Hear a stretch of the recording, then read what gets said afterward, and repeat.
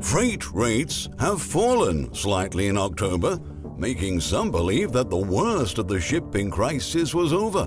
Unfortunately, that hopeful perception didn't last more than a couple of weeks because last week, freight rates rapidly spiked to a new record high. In less than 7 days, the benchmark Baltic Dry Index, which measures the movement of the global dry bulk commodities and also shipping prices, shot up by over 16% due to the introduction of new restrictions on the movement of ships worldwide as a precaution to prevent the spread of the new virus strain. The almost $9,000 increase in the Baltic Dry Index signals a rapid change in shipping industry fundamentals brought on by strict measures at ports in China, rigorous surveillance imposed by the government of India, and similar measures adopted by several governments across the globe, including the European Union.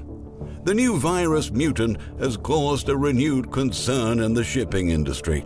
Several countries, including China and India, have imposed fresh restrictions. European nations have also restricted travel movement of individual passengers and shipping consignments from affected countries like South Africa. These restrictions have raised fear of container availability and freight rates that have crippled global trade for almost 2 years. With restrictions in place, port congestion, high freight rates, and container availability may go back to the worst peak, one senior official with a large polymer producer revealed in an interview with Polymer Update. Meanwhile, sticking to a rigid zero-tolerance policy, the Chinese government is imposing a 7-week isolation period for every new shipping crew arriving from abroad. Local reports describe that port operations are being compromised as some Chinese provinces are shutting down ports altogether until every crew member has tested negative for the virus.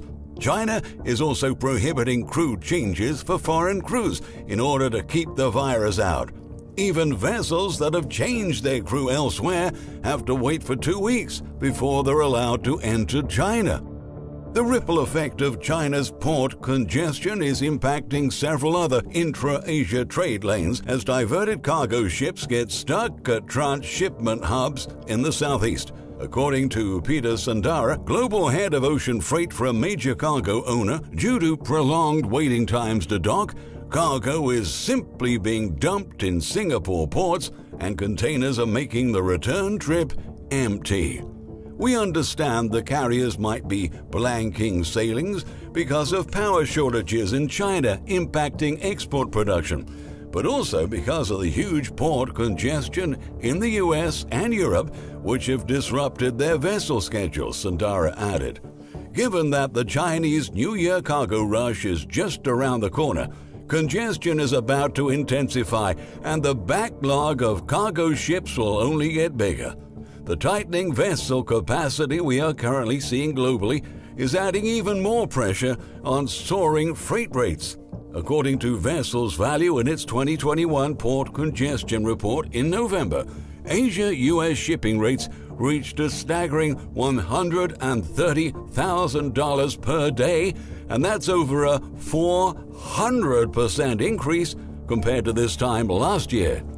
In America, as opposed to what the government has been suggesting in recent weeks, ports are still extremely clogged, especially in California. Just yesterday, the number of container ships stuck outside the port of Los Angeles has reached a new record of 111, breaking the previous record of 108 vessels a month ago.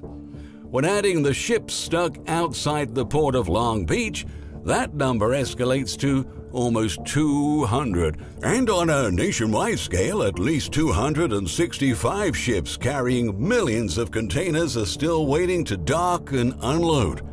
Congestion continues to worsen despite efforts to speed up container processing amid a surge in consumer demand for goods ahead of the holidays.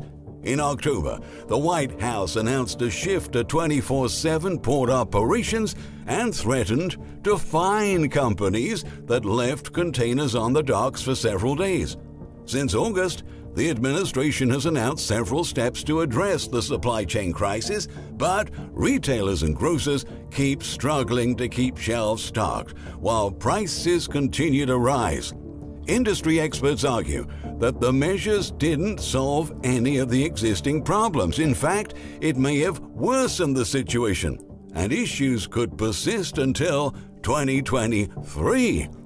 The president was scheduled to address the bottlenecks in a speech to the American people on Monday afternoon, but the White House suddenly canceled the event moments before he was set to deliver them. The speech was scheduled to occur after a meeting with the leaders of 10 major retailers and grocers to discuss the supply challenges during the Christmas holiday season. But apparently, the results presented during that encounter were too concerning to be shared with the public.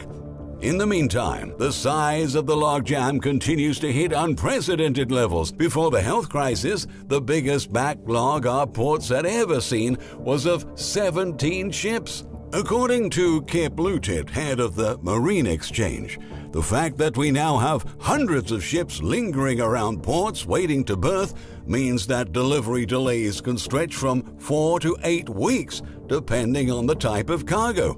Last month, fines started to be imposed on the ports of Los Angeles and Long Beach, with companies having to pay $100 a day for every container left on the docks. After a container arrives, companies have 3 days to move it, if the next step is by rail, or 9 days if the next step is by truck. However, industry specialists say these fees will do little to help ease the port jams. The issue isn't about a lack of desire to move the boxes, but a lack of physical space, explained Corey Birch, VP Solutions Consulting at Slink.io, a global logistics company. According to data released by American Shipper, at the end of November, there were almost 60,000 containers on these ports that had been there for more than 9 days and would be eligible for fines. But as Birch highlighted, those fines will simply be passed on to the end consumer, compounding inflationary pressures that have already been pushing the price of everything to sky highs. The backlog is also sparking another problem for companies trying to ship goods and customers and stores waiting for those supplies: cargo theft. Stolen shipments are becoming an increasingly common problem, affecting U.S. consumers who are already facing long delays and painful price increases. When cargo finally makes its way out of congested ports, they become an easy target for offenders seeking containers filled with electronics and other valuable consumer goods. The old saying is, "Freight at rest is freight at risk," outlined Keith Lewis, Vice President of CargoNet, a Verisk business which tracks thefts along the supply chain. The company's data found that $5 million worth of products were stolen from California ports last quarter. The executive also mentioned that the rising levels of theft for fleets and businesses mean that ultimately it's consumers that will be the hardest hit this holiday season. Americans are already facing widespread shortages and surging prices, which are making the Christmas rush harder than usual. Anytime that you have a theft or you take away some of the inventory that's going to be out there, you're going to have a shortage on different items, he continued. There's going to be less to choose from, fewer things on the shelves, or fewer choices to make when you go out to shop this year, said Lewis. Now, even large corporations that would typically be safe from sudden inflation upswings are warning that they cannot fight with such persistent inflationary pressures.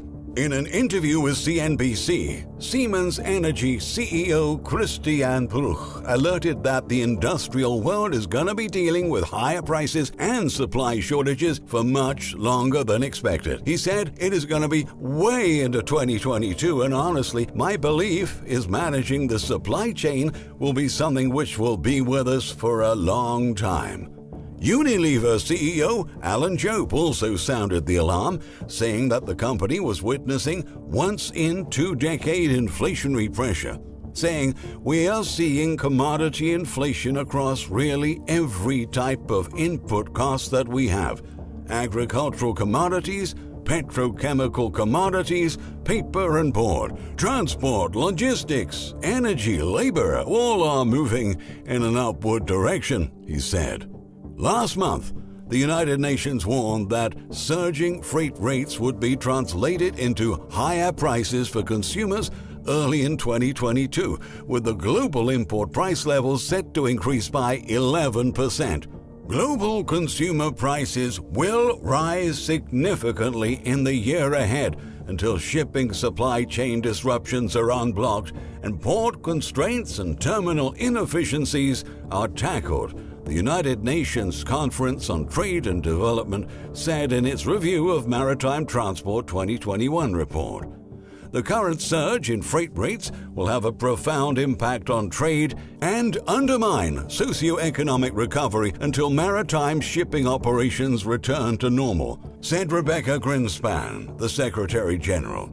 To make things worse, hikes in oil prices, geopolitical conflicts, the worsening health crisis, and broken supply chains have come together to create a potentially devastating scenario for the global food system, a panel on food security heard.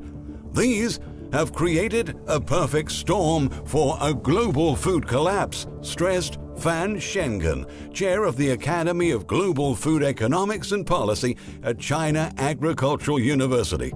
According to the UN Food and Agriculture Organization's monthly food price index, global food prices skyrocketed nearly 33% last year, and the latest Goldman Sachs report forecasts that food inflation will likely get worse before it gets better. We are entering some exceedingly difficult times. Sadly, the problems we're facing today are only going to be aggravated in the coming months. We are on the verge of another dark winter, and as our system persistently collapses all around us, we're going to have even more turbulence and chaos awaiting us.